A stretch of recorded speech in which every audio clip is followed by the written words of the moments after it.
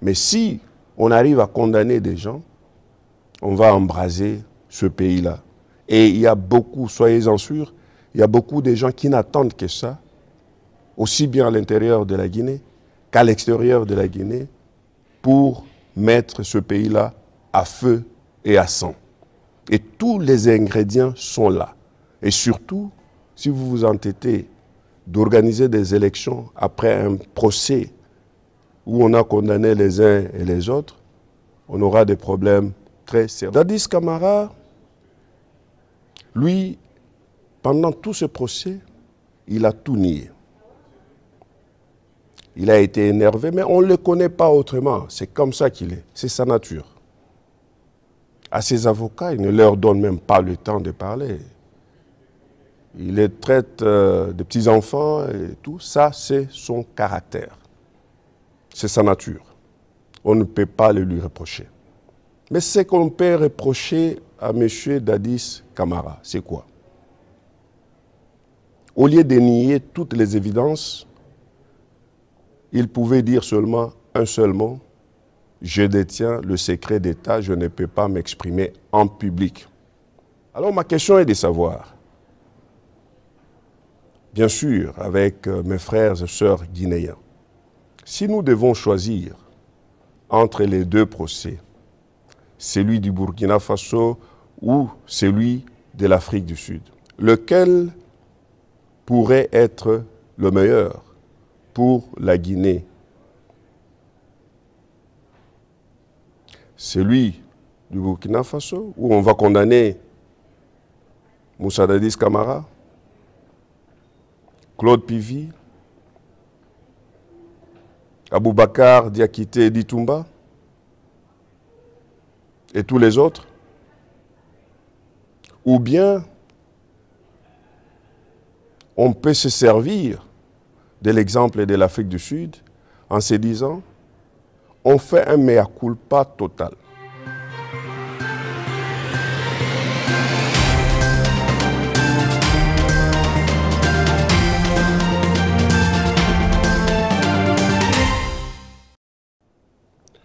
Bonsoir, mesdames, messieurs, bienvenue chez moi, International Network, d'un point de vue. Ce soir, je vais essayer de parler avec vous sur la situation en Guinée-Conakry. Comme peut-être vous le savez, il y a un procès qui se déroule en ce moment en Guinée. Un procès hors norme, qui va même au-delà des frontières guinéennes, qui nous touche ici. Alors, le procès, c'est quoi? Nous allons en parler. Quelle sera l'issue de ce procès? Nous allons en parler. Et quel sera notre petit conseil? Nous allons le faire. Je m'appelle Alphonse Mouambi et je vous salue à partir de La Haye, aux Pays-Bas. Le procès en question, c'est lequel? Moussa Dadis Camara est à la barre, ainsi que sa suite. Aboubakar Diakité Toumba, Claude Pivy, tous sont jugés avec plusieurs d'autres personnes. De quoi s'agit-il? D'abord, Moussa Dadis Camara. Il était président de la Guinée. Il a fait un coup d'État en 2008. Et il a dirigé ce pays-là en culotte. On l'a vu dans le camp Alpha Yaya, en Guinée-Conakry. Tout le monde a vu cela. Peut-être des jeunes d'aujourd'hui n'ont pas suivi ça. C'était un président hors norme. Un président qui condamnait, qui parlait à ses ministres en public, qui parlait aux ambassadeurs en public. Mais Moussa Dadis Camara avait aussi ses collaborateurs, entre autres Aboubakar Diakité Ditumba, qui était son chef, qui était son aide du camp. Mais il y avait aussi une personnalité qui s'appelait Général Sekouba Konaté. le général Sekouba Konaté. Donc, disons qu'il y avait ces trois-là, qui étaient des piliers du régime de Dadis Camara. Après un moment, en 2009, il y a eu un incident au cours duquel M. Dadis Camara a été atteint par balle dans sa tête et il va quitter précipitamment la Guinée pour se retrouver au Burkina Faso.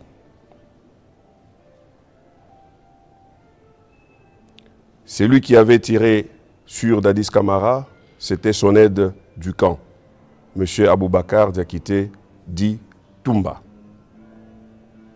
Mais le procès n'est pas sur cet incident-là. Le procès a à voir avec l'incident qui s'est passé avant,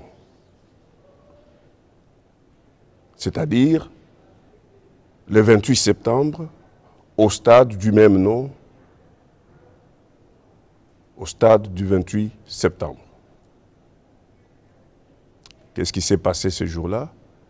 Il y a eu beaucoup de gens, donc le 28 septembre 2009, il y a eu beaucoup de gens qui ont manifesté au stade.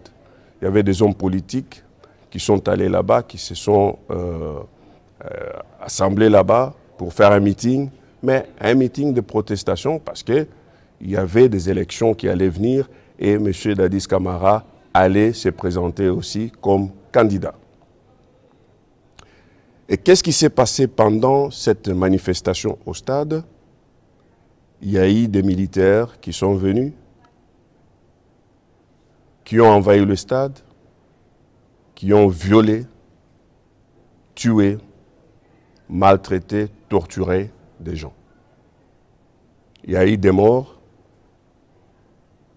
il y a eu des femmes qui ont été arrêtées, amenées au camp Alpha Yaya, qui ont fait ce qu'on a appelé les esclaves ou l'esclavage sexuel. Il y a même des victimes aujourd'hui qui ne savent pas où se trouvent les corps de leurs parents. Voilà, en résumé, le procès qu'il y a en ce moment au niveau de Conakry en Guinée.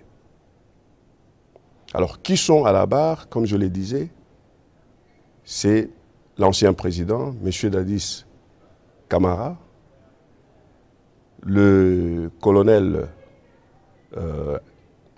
Toumba, et il y a aussi le colonel Pivi, mais il y a encore d'autres personnes. Pour commencer, je dois faire un grand compliment auprès de la population guinéenne, surtout au président du tribunal. Il a un calme très générique, un calme qui couvre, qui hante toute la salle, mais même au-delà de la salle. Un grand compliment à lui. Mais aussi un grand compliment à tous les avocats. Tous les avocats de toutes les parties. Ils font un bon travail. Ils ont démontré de quoi ils sont capables, mais aussi de quoi la Guinée est capable.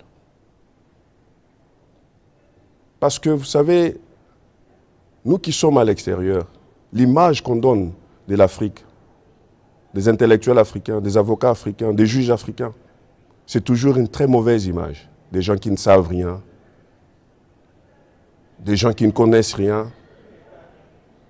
Mais là, bravo à toutes ces femmes, tous ces hommes en toge qui sont invités à traiter ce dossier. Alors, le procès en soi, qu'est-ce que nous attendons de ce procès? Qui vont être condamnés et qui ne vont pas être condamnés? Et pourquoi? Quand je regarde ce procès de très près, je vois que c'est grâce au monsieur Aboubakar Diakité Toumba que nous nous sommes plongés un tout petit peu dans la cuisine du pouvoir de M. Dadis Camara. M. Diakité Toumba a raconté en long et en large comment ils sont arrivés à ce pouvoir-là, comment ils ont pris le pouvoir, quel pacte ils ont fait, qu'est-ce qu'ils ont mangé, et voilà, ainsi de suite, ainsi de suite. Est-ce qu'il a dit toute la vérité? Je ne crois pas, mais il a dit quand même beaucoup. Et là aussi, chapeau à M. Diakité dit Toumba. Dadis Camara, lui, pendant tout ce procès, il a tout nié. Il a été énervé, mais on ne le connaît pas autrement. C'est comme ça qu'il est. C'est sa nature. À ses avocats, il ne leur donne même pas le temps de parler. Il les traite de petits-enfants et tout. Ça, c'est son caractère. C'est sa nature. On ne peut pas le lui reprocher. Mais ce qu'on peut reprocher à M. Dadis Camara, c'est quoi? Au lieu de nier toutes les évidences, il pouvait dire seulement un seul mot: je détiens le secret d'État, je ne peux pas m'exprimer en public en tant qu'ancien président. Ce serait mieux. Et à la fin, il allait demander pardon et l'histoire serait finie. Mais il fait ce qu'il fait, on connaît sa nature. Il y a aussi M. Claude Pivy, qui lui est un ancien militaire du temps de Lassana Conté et qui était un grand puissant. Hein. Il était très puissant. Lui aussi, il a tout nié. Alors, il y a deux tendances. Ceux qui disent, voilà, ce sont les hommes d'Aboubacar Diakité Toumba qui ont massacré, qui ont tué, qui ont violé. Mais il y a aussi la version de Moussa Dadis Camara qui dit que c'était un complot. Un complot pour le dégager du pouvoir. Un complot qui venait de M. Alpha Condé à l'époque dans l'opposition. Est-ce que c'est vrai? Est-ce que ce n'est pas vrai? Alors pour la petite histoire, après l'incident, quand on a tiré dans la tête de Moussa Dadis Camara, il y a le général Sekouba Konaté qui a pris le pouvoir et qui a organisé la transition. Et cette transition a mené aux élections de 2010. Et à l'issue de ces élections-là, il y a M. Alpha Condé qui a été élu président de la République.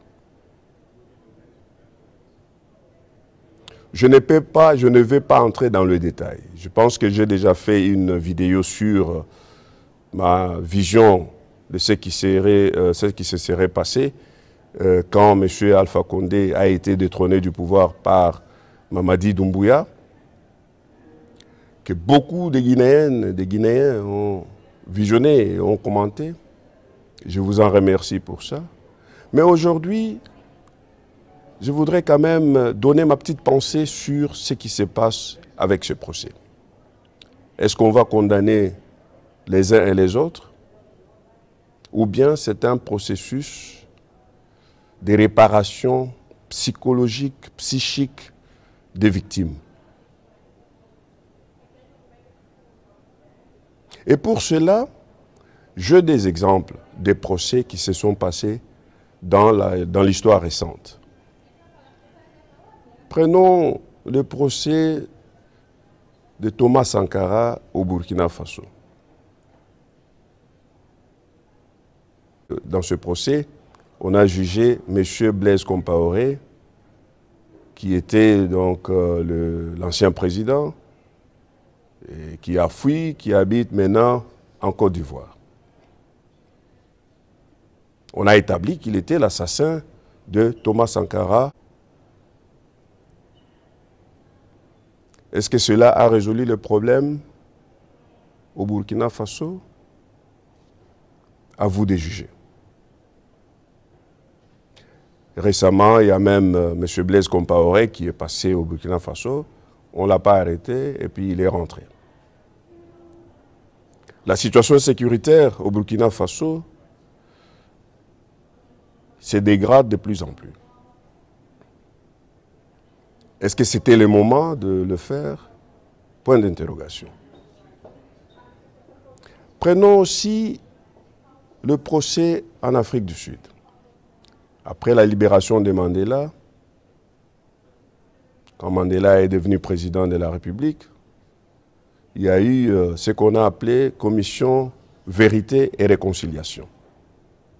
C'était un procès contre le régime d'apartheid. Tous les crimes commis pendant cette période de l'apartheid. C'était un procès. Mais un procès où on a écouté les uns et les autres, mais au final, on n'a condamné personne. C'est pourquoi ça s'appelle la vérité, la commission vérité ou de la vérité et de la réconciliation, qui a été présidée par Desmond Tutu, qui est mort, donc Monseigneur Desmond Tutu. Alors ma question est de savoir, bien sûr, avec mes frères et sœurs guinéens, si nous devons choisir entre les deux procès, celui du Burkina Faso ou celui de l'Afrique du Sud, lequel pourrait être le meilleur pour la Guinée? Celui du Burkina Faso, où on va condamner Moussa Dadis Camara, Claude Pivi, Aboubakar Diakité Ditumba et tous les autres? Ou bien on peut se servir de l'exemple de l'Afrique du Sud en se disant on fait un mea culpa total. D'ailleurs, M. Aboubakar Diakité Toumba l'a proposé. Il a dit à Dadis Camara de passer devant la barre et de demander pardon auprès du peuple guinéen et d'accepter tout ce qui s'est passé.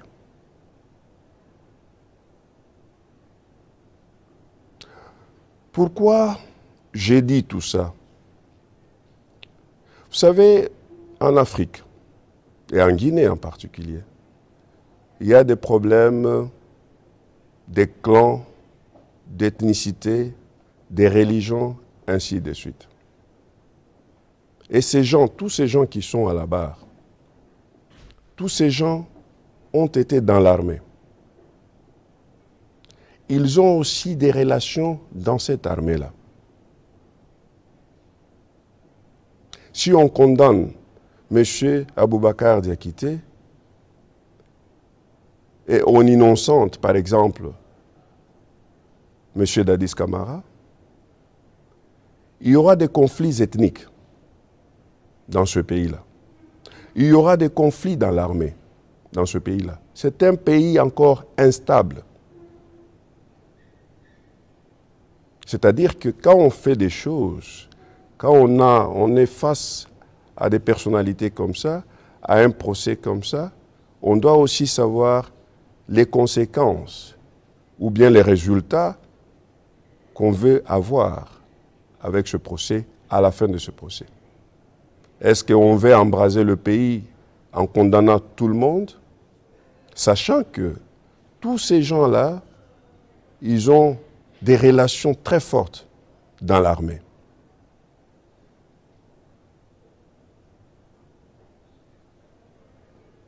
Et ce que je viens de dire, les rapports entre les ethnies sont aussi très forts. Vous savez, et ça aussi, il faut qu'on y travaille, nous, Africains.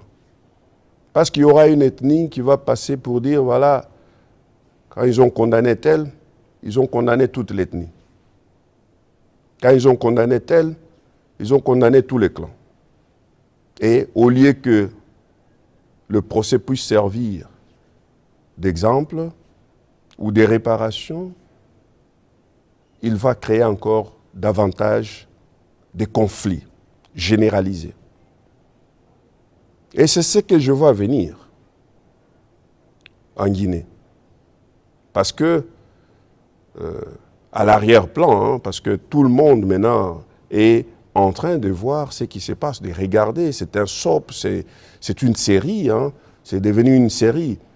Tout le monde est en train de regarder ce qui se passe dans le procès. Mais derrière ce procès, il y a aussi des réformes institutionnelles. Il y a la transition. Il y a M. Mamadi Doumbouya qui fait passer ses cartes, qui est en train de faire son travail. Qu'est-ce qu'il est en train de faire? Est-ce qu'on sait ce qui se passe? Et si on condamne tous ces gens ici parce qu'ils ont fait un coup d'État, ils ont tué, ils ont fait tout, mais on a encore un coup d'État, on est en plein coup d'État avec Mamadi Doumbouya.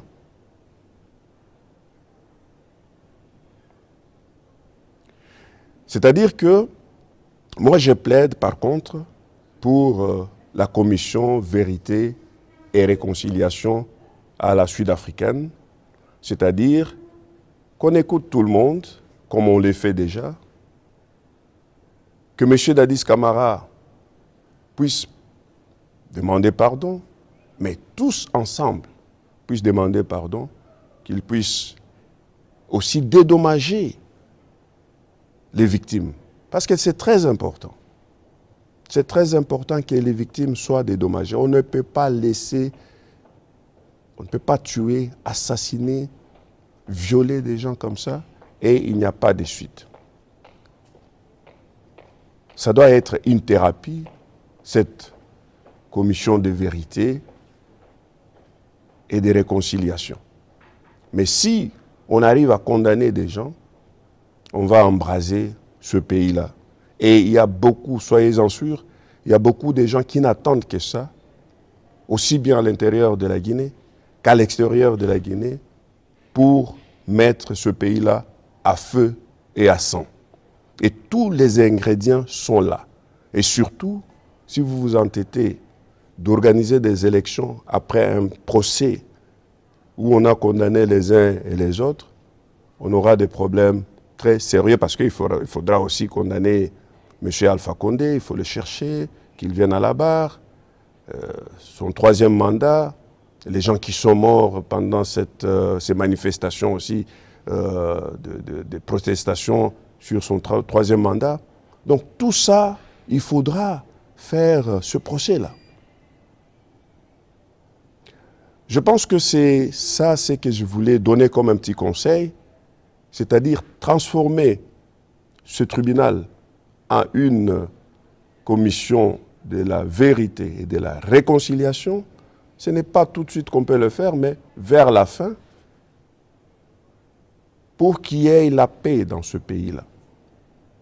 Parce que si on s'est dit, oh, bon, ok, on doit les juger, on doit les condamner, c'est embraser le pays. Pourquoi je fais cette analyse? Parce que le 30 décembre dernier, j'ai organisé ici une soirée des galas où on a mis en avant la Guinée-Conakry. Pourquoi? Parce que la Guinée-Conakry n'est pas dans l'actualité ici. Les gens ne savent pas ce qui se passe en Afrique et surtout pas ce qui se passe en Guinée-Conakry. Nous avons eu des invités venant des Guinéens vivant aux Pays-Bas, mais aussi vivant ailleurs, qui sont intervenus en ligne, mais on a informé le public néerlandais de la situation du pays. C'est-à-dire, nous nous faisons des soucis sur ce qui se passe en Guinée, sur ce qui se passe en Afrique. Voilà, c'était ça mon point de vue. Ce n'est pas que vous devez me donner raison, mais je voulais que les éminents avocats, les éminentes personnalités guinéennes puissent aussi suivre cette petite voix qui vient des Pays-Bas, qui est ma petite voix. Voilà, c'était ça. Je vous salue à partir de La Haye aux Pays-Bas et bonne soirée chez vous. Au revoir.